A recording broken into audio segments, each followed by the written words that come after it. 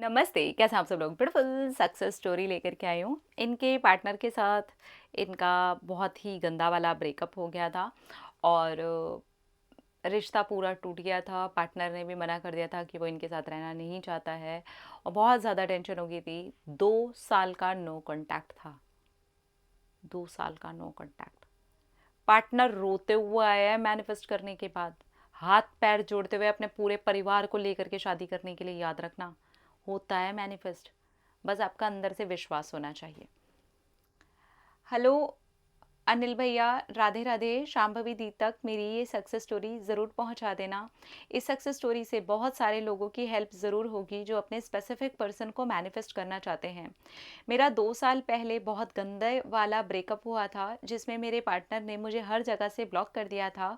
और जब हमारी लड़ाई हुई थी तब मेरे पार्टनर ने ये भी कह दिया था कि अब हम कभी भी एक नहीं हो सकते, भूल जाना। सब तरफ से हमारी लाइफ में प्रॉब्लम्स ही प्रॉब्लम्स आ चुकी थी और उनकी फैमिली ने भी साफ मना कर दिया था। उनकी फैमिली ने तो मेरे घर पर फ़ोन करके भी बोल दिया था कि अपनी लड़की को संभाल लो, हमारे लड़के के पास अब आज के बाद कभी कोई फ़ोन वोन आ नहीं जाना चाहिए, हम अपने बेटे की कहीं और पर शादी करवा देंगे।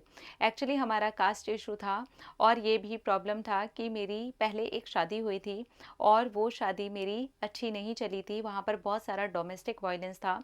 उसके बाद जब वहाँ से डिवोर्स हुआ तब मेरा मेरे पार्टनर के साथ 2 साल का रिलेशन था। पर मेरे पार्टनर की कहीं पर भी कोई शादी नहीं हुई थी, पर वो मुझसे बहुत ज़्यादा प्यार करते थे। पर चीज़ें इतनी ज़्यादा बिगड़ गईं उनके और मेरे परिवार की तरफ से, कास्ट की वजह से मेरी फैमिली भी इधर से नहीं मान रही थी। मेरी फैमिली ने भी ताव-ताव में आ करके उन लोगों को बहुत सारी गालियाँ दे दी थी और ये भी बोल दिया था कि ठीक है, हमारी बेटी क्या, हम भी अगर मर भी जाएँगे तो यहाँ से कोई कॉल क्या, मैसेज क्या, हम लोग अगर तुम्हें दिख भी जाएँगे तो थूकेंगे तक नहीं। इस लेवल तक की गंदी-गंदी बातें हो गई थी और मरने-मारने पर सब लोग उतर चुके थे। उसके बाद भी शांभवी दीदी, आज जो मेरा मैनिफेस्ट हुआ है वो मैं आपको बताना चाहती हूँ।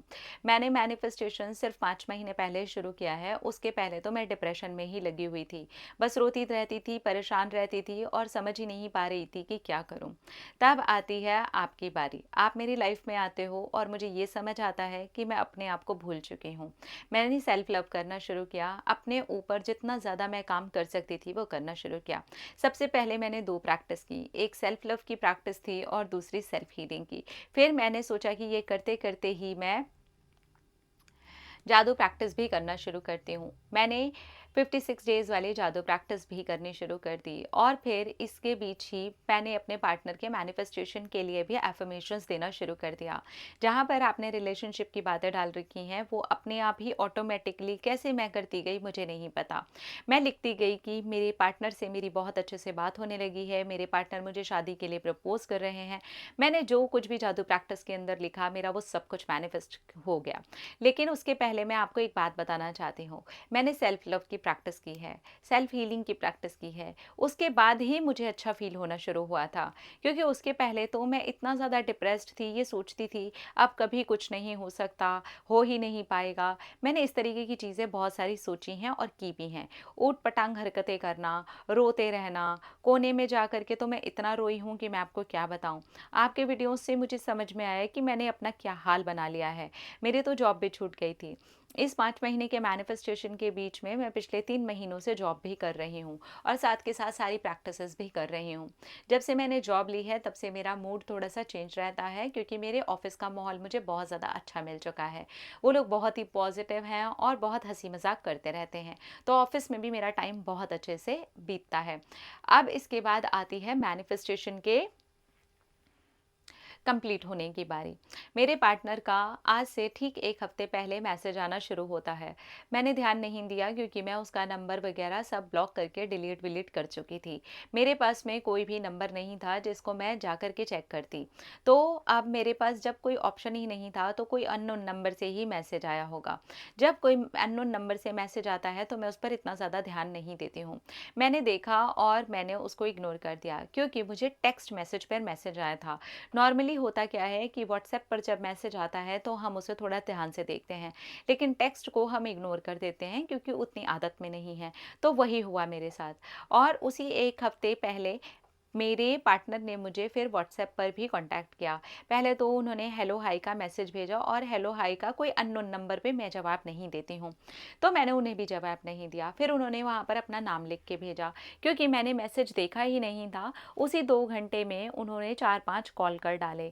आपको मिस्ड कॉल का भी मैं स्क्रीनशॉट भेज दूँगी। आप लोगों के साथ शेयर नहीं करना, आप बस देखना उसके अंदर उनकी कुछ चैटिंग भी होगी जो उन्होंने मेरे साथ की थी। फिर उसके बाद जब मैं आकर के अपना फ़ोन देखती हूँ तो मैं देखती हूँ कि उसमें मिस कॉल पड़े हुए हैं और उनका नाम लिखा हुआ है। लेकिन फिर भी मैंने उन्हें कोई रिप्लाई नहीं किया, क्योंकि मेरा रिप्लाई करने का मन ही नहीं हुआ। और उसके बाद वो मुझे कहते हैं कि मैं तुझसे बात करना चाहता हूँ, प्लीज़ मैं मर जाऊँगा अगर तूने मुझसे बात नहीं की तो। तू मेरा मरा हुआ मुँह देखेगी, प्लीज़ मेरे से बात कर ले। वो तरह-तरह की कस्में चढ़ाने लगे, क्योंकि उनको मेरी तरफ से ब्लू टिक होता हुआ दिख रहा होगा, इसलिए वो लिखते ही जा रहे थे। तब मैंने उनको बोला कि अब क्या हुआ? तब उन्होंने कहा कि मैं बात करना चाहता हूँ, प्लीज़ एक बार फ़ोन उठा, मैं तेरी आवाज़ सुनना चाहता हूँ। मैंने कहा मैं बात नहीं कर सकती, काफ़ी रात हो गई है, हम कल बात करेंगे। तब उन्होंने कहा कि मेरा कल तक इंतज़ार नहीं हो पाएगा, हो सकता है कि मैं मर जाऊँ। तब मैंने कहा नहीं, कल तक इंतज़ार करना ही पड़ेगा। मैं बिल्कुल भी यहाँ से वहाँ नहीं भागी। मैंने ऐसा कुछ नहीं किया कि मैं छत में जाके या बाथरूम में जाके बात कर रही हूँ। मैंने टाइम दिया और वही हुआ। नेक्स्ट डे भी मैंने कोई सुबह-सुबह बात नहीं करी। मैंने 3:30 बजे उनसे बात करी। उनका मैसेज पे मैसेज आए जा रहा था। पूरी रात वो मुझे मैसेज लिखते रहे, पूरी मॉर्निंग तक मैसेज लिखते रहे। 3:30 तक वो मुझे कंटिन्यू मैसेज ही कर रहे थे। मैंने डायरेक्टली 3:30 बजे फ़ोन उठाया और मैंने कहा कि मैं पढ़ रही थी। इतने सारे मैसेज करने का क्या मतलब है, जब मैंने कहा था कि मैं कल बात करूँगी। तब उन्होंने कहा कि अब बात कर ले। तब मैं थोड़ी फ्री भी थी और मैंने कहा कि ठीक है, अभी मैं बात कर लेती हूँ। जब मैंने उनसे बात की तो वो मुझे बोलने लगे कि मैं मेरी और मेरे परिवार की तरफ से तुझसे माफ़ी मांगता हूँ, मुझसे बस शादी कर ले, वरना मैं मर जाऊँगा और तेरे बिना मैं शादी करके कहीं नहीं रह सकता, किसी के साथ नहीं जी सकता, प्लीज़। मैंने कहा देखो, घर में बहुत ज़्यादा टेंशन हो चुकी है, तुम भी जानते हो, मैं अब अपने घर में क्या बोलूँगी। तो उन्होंने कहा मैं बोलूँगा, तेरे घर पे मैं बात करूँगा, मेरे माँ बाप से भी मैं बात करवाऊँगा, तेरे घर वालों को भी मैं समझाऊँगा कि उस वक्त में हम दोनों के बीच में क्या हुआ था, बस तू मुझसे शादी करने के लिए हाँ कर। तब मैं एकदम से उनकी आवाज़ सुन के रोने लगी। तब मैंने कहा इतनी जल्दी मैं अब कोई डिसीज़न नहीं ले सकती, क्योंकि मैं बहुत मुश्किल से बाहर निकली हूँ, मुझे थोड़ा टाइम दो। उन्होंने कहा मैं टाइम नहीं दे सकता, मुझे ऐसे लग रहा है जैसे मेरा दम घुट रहा है, मैं मरने वाला हूँ, मैं तेरे बिना नहीं रह सकता, तू मेरी बात समझने की कोशिश कर। तब मैंने कहा कि अगर फैमिली मानती है, मम्मी पापा मानते हैं, तो मेरी तरफ से हाँ है। दीदी उनकी आवाज़ सुन के मुझसे सच में नहीं रहा जा रहा था। वो इतना ज़्यादा बिलक बिलक के रो रहे थे कि मुझे लग रहा था जैसे कोई छोटा सा बच्चा हो। और फिर मैंने उन्हें चुप करवाया और मैंने कहा कि बस करो, कोई बात नहीं। जब से ही उन्होंने मेरी हाँ सुनी, एकदम से वो शांत होने स्टार्ट हो गए और उसके बाद उन्होंने ये बोलना शुरू किया कि मैं आज अपने घर से बात करने वाला हूँ और तेरे घर पर किसी न किसी से बात कराने वाला हूँ। कम से कम किसी एक ऐसे इंसान को रेडी रखना जो कुछ नेगेटिव ना बोले। अब मैं टेंशन में आ गई कि मैं क्या करूँ? तब मुझे याद आया मैं अपनी बड़ी दीदी से बात करवाती हूँ, वो मुझे आज भी मेरे पार्टनर के लिए सपोर्ट कर सकती हैं। मैंने जैसे ही दीदी से बात की तो उन्होंने कहा कल ही मैंने ये सपना देखा था कि तेरी और तेरे पार्टनर की शादी हो रही है, तू बोल क्या बात करनी है। फिर क्या था दीदी, जैसे कि भगवान ने कोई एक हवा सी चला दी और उसके अंदर मेरा सारा सोल्यूशन ही निकल गया। मेरी मेरे पार्टनर के साथ में शादी फिक्स हो चुकी है। I am really very happy. Family के बीच में जितना भी डिस्प्यूट हो गया था वो भी ठीक हो गया है। जितना ये कास्ट को लेकर के या मेरी पहली पहली मैरिज को लेकर के तमाशा बना रहे थे, आज उसकी मम्मी मुझसे उतना ही ज़्यादा प्यार जता रही थी और मेरी फैमिली की तरफ से भी सब लोगों ने हाथ जोड़ करके पैर छू करके सबसे माफ़ी मांगी और सब ने एक दूसरे को माफ़ भी कर दिया। सच में ऐसा लग रहा था जैसे कोई फिल्म का सीन हो। और ये सब कुछ कैसे हुआ, ये एकदम मैजिक की तरह हुआ है। एक हफ्ते के अंदर ही मेरी ज़िंदगी क्या से क्या पलट गई, मैं आपको क्या बताऊं। ये जितनी भी कहानी मैं आपको बता रही हूँ, लोगों से मिलने की, बात करने की, हाथ पैर जोड़ने की, पैर छूने की, वो सब दीदी एक हफ्ते के अंदर अंदर हुई है। ये तो सचमुच में मैजिक लॉजिकल है। सब लोगों को यही कहना चाहूँगी, सेल्फ लव करो, सेल्फ हीलिंग करो, उसके बाद में अपने पार्टनर को मैनिफेस्ट करो, चाहे कैसी भी कंडीशन हो। अगर मेरा मैनिफेस्ट हुआ है तो आपका भी ज़रूर होगा। Thank you so much Shambhavi दीदी, आप मेरे लिए एंजल हो। आपको नहीं पता आपने मेरी ज़िंदगी किस लेवल पे ला कर के बदली है, मैं ये ज़िंदगी भर कभी भी नहीं भूल पाऊँगी। Thank you, thank you, thank you. अरे मेरी प्यारी बहन, मैंने क्या बदला है यार, मैं तो बस एक जरिया बनी। आपने फॉलो किया है, आप डिप्रेशन से निकल करके, लोग जहाँ पर डिप्रेशन में भी बस मैनिफेस्ट कर रहे हैं, आपने वहाँ खुद को चुना है, आपने सही तरीका चुना है, सेल्फ लव चुना है, सेल्फ हीलिंग चुनी है, उसके बाद में मैनिफेस्टेशन चुना है। तो कैसे नहीं होता मैनिफेस्ट, हो गया।